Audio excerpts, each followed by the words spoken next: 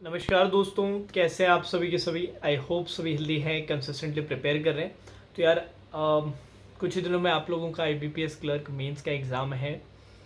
थोड़ी सी clerk mains से पहले कुछ बच्चों को बैड न्यूज़ मिली है, जैसे कि आरआरबी क्लर्क मेंस का एग्ज़ाम में भी अच्छा नहीं हुआ हो, या आरआरबी पीयू मेंस का एग्ज़ाम अच्छा नहीं हुआ हो, या फिर इन जनरल के नहीं सर कोई बैड न्यूज़ नहीं मिली है, बट फिर भी कॉन्फिडेंस नहीं आ रहा है, डर बहुत ज़्यादा लग रहा है, नर्वसनेस बहुत ज़्यादा है, जिसके कारण पूरा दिन बस ये सोचने में ही निकल रहा है। उतना एफिशिएंटली पढ़ नहीं पा रहे सर आखिरी के दिनों में जितना हम पहले पढ़ पा रहे थे।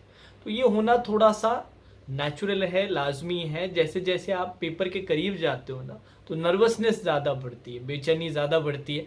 बट हम क्या कर सकते हैं इसके बारे में, इसके बारे में ज़्यादा सोचें ना। जितना ज़्यादा हम दिमाग में इस चीज़ का माहौल बनाएंगे, उतना ही ज़्यादा हम पर हावी होता जाएगा। और जो पढ़ाई के जो घंटे हैं ना, जो 6 घंटे 7 घंटे, वो 5 हो जाएंगे, 4 हो जाएंगे। तो इससे बचने का बस यही तरीका है। अच्छा, आखिरी के कुछ दिनों में क्या किया जाए जिससे कि स्कोर मैक्सिमम हो पाए, ये सर आपने थंबनेल लगाया है, तो इसके बारे में भी बताएं। अच्छा, क्या कर सकते हैं हम बचे हुए दिनों में? ज़्यादा फोकस अपने को करंट अफेयर्स के रिवीजन में करना पड़ेगा। आखिरी के जो आपके 4-5 महीने हैं, उनको आई होप ऑलरेडी आपने गुच्छों में तोड़ लिया है, ग्रुप्स में तोड़ लिया है, और उन ग्रुप्स में आप बाइफरकेट करके उनको कंप्लीट करते जा रहे हैं कि सर एक महीने का एक दिन में कर लिया, दूसरे महीने दूसरे दिन का कर लिया, दूसरे महीने का कर लिया। इस तरीके से बारी बारी से, क्योंकि ज़्यादा घंटे आपके अभी करंट अफेयर्स की प्रिपरेशन में जा रहे हैं। इसके साथ साथ आज अभी तो 4 तारीख की हुई है, 8 तारीख को है आप लोगों का एग्ज़ाम। तो मैं तो कहूँगा उससे पहले पहले 1 या 2 मॉक्स आप बिल्कुल बिना किसी डाउट के निकाल सकते हो। मॉक्स में कोशिश क्या करनी है, जो मैंने तरीका बताया ना, राउंड 1 राउंड 2 वाला, अगर किसी को उस तरीके के बारे में नहीं पता है, तो आप मेरे पेपर अटेम्प्ट की स्ट्रैटेजी या पेपर अटेम्प्ट जो मैंने लाइव करके दिखा रखे हैं, उनको जाके देख सकते हैं। उनसे बेसिक आइडिया लग जाता है, ठीक है। तो उस तरीके से करेंगे तो आपके सेक्शन थोड़े से बेहतर जाएंगे, है ना, उसमें कोई डाउट नहीं है। और साथ ही साथ मैं एक चीज़ और आपको एडवाइस करूंगा कि पेपर से पहले कोई टारगेट अटेम्प्ट लेके मत जाइएगा। ये सोच के मत जाइएगा कि यार रीजनिंग में मेरे को इतना अटेम्प्ट करना है तो ही अच्छा होगा, या क्वांट्स में इतना करूंगा तो ही अच्छा होगा, जीए में इतना करूंगा तो ही अच्छा होगा। इस चक्कर में फंस जाएंगे ना, तो पेपर में फिर आप ओवर अटेम्प्ट कर दोगे। जनरल अवेयरनेस के सेक्शन में जाके आप गेस वर्क करोगे, इंग्लिश में आप ज़बरदस्ती के अटेम्प्ट करोगे, क्योंकि जैसा हम सोचते हैं वैसा एग्जैक्टली पेपर में हो नहीं पाता। उसकी संभावना बहुत बहुत ज़्यादा कम रहती है। जितना हम एक्सपेक्ट करते हैं उससे थोड़ा कम ही जाता है, क्योंकि पेपर में एक्स्ट्रा प्रेशर रहता है, बहुत सारी चीज़ें गड़बड़ होने की चांसेस रहते हैं, और वो गड़बड़ हो भी जाते हैं, है ना। तो इस बात का आप खास ध्यान रखें।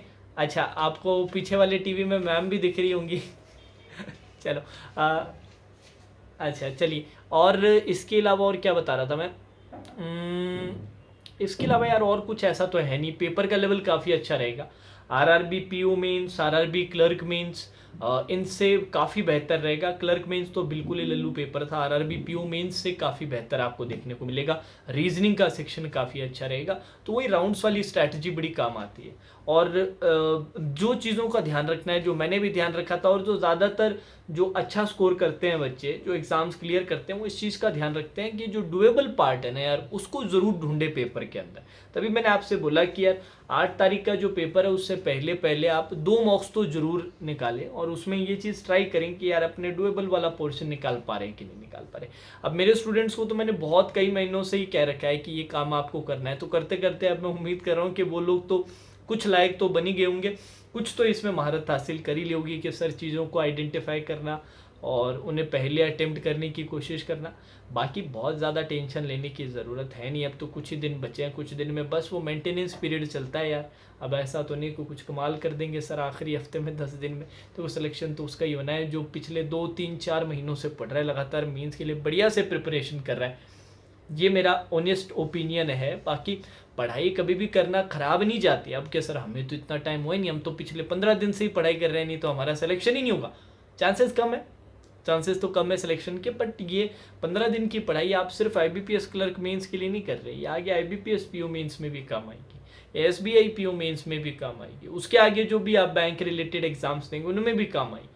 देखो, बैंक एग्जाम्स की तैयारी करने का ये तो फ़ायदा है कि भाई एक बार अच्छे से प्रिपरेशन करनी है, एक ही सिलेबस है, और उससे अपने सारे एग्जाम्स के लिए फाइट कर सकते हैं, compete कर सकते हैं, ठीक है।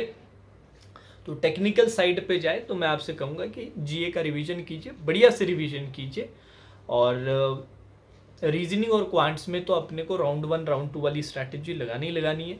मॉक्स में अपने को ट्राई करना है, पेपर के अंदर इस चीज़ का ध्यान अपने को रखना है। अगर पेपर की मैं बात करूँ आपसे कि अपने सिली मिस्टेक ना हो, डुएबल पार्ट अपने पहले सेलेक्ट करें, ट्रैप में ना फंसें कि यार नहीं सर हम डुएबल पार्ट नहीं, हमें ऐसा लग रहा है पजल बड़ा सा, उसको पहले अटेम्प्ट कर लेंगे। नहीं, वही गड़बड़ हो जाती है ना, वही गलती हो जाती है पूरी की पूरी। ठीक है, तो इन चीज़ों का थोड़ा खास ध्यान रखें। इसके अलावा IBPS क्लर्क मेंस के बाद आगे आप मेंस के लिए अच्छे से प्रैक्टिस करना चाहते हो, बढ़िया से प्रिपेयर करना चाहते हो, तो मेरा M3 वॉल्यूम 2 का कोर्स चल ही रहा है यार।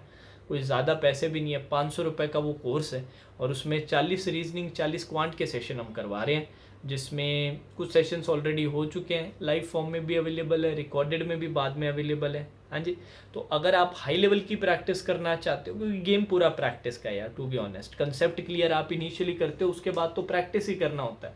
और कंसेप्ट क्लियर करना चाहते हो तो उसके लिए भी एक सेपरेट बैच है, विद्या बैच के नाम से, प्री के कंसेप्ट वाला नहीं, मेंस लेवल कंसेप्ट वाला।